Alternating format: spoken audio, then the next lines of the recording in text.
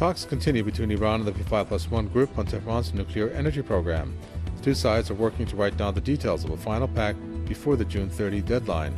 Iranian Foreign Minister Mohammad Javad Zarif and the U.S. Secretary of State John Kerry are now meeting behind closed doors. Iran's parliament speaker criticizes the P5+1 group for trying to prolong the talks on its nuclear energy program. Ali Larijani said all such efforts are in vain, urging the other side to abide by its commitments.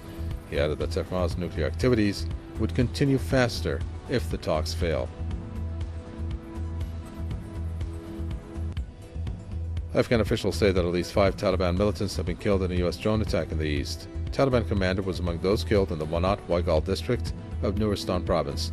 The U.S. drone strikes frequently target Muslim countries in the Middle East and North and Africa.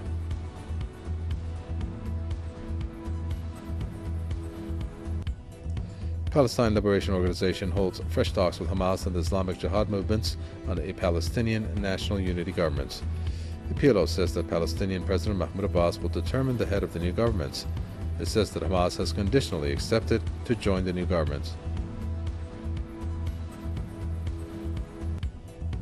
Kuwait's Interior Ministry says it has identified the bomber responsible for Friday's terrorist attack as Fahd Suleiman Abdul Mohsen al-Kaaba from Saudi Arabia.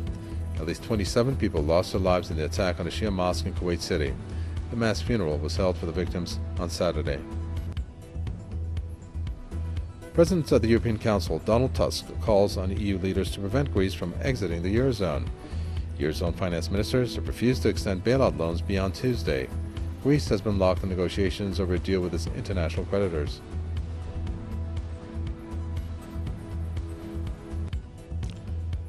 An African-American activist has taken out South Carolina's Confederate flag. Brittany Bree Newsom was then arrested and charged with defacing monuments.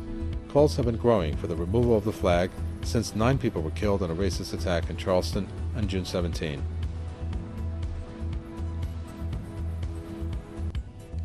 People rally in South Carolina and Alabama states to protest the removal of the U.S. Confederate flag from Capitol building grounds. They claim that the flag is a matter of Southern heritage rather than racial divide.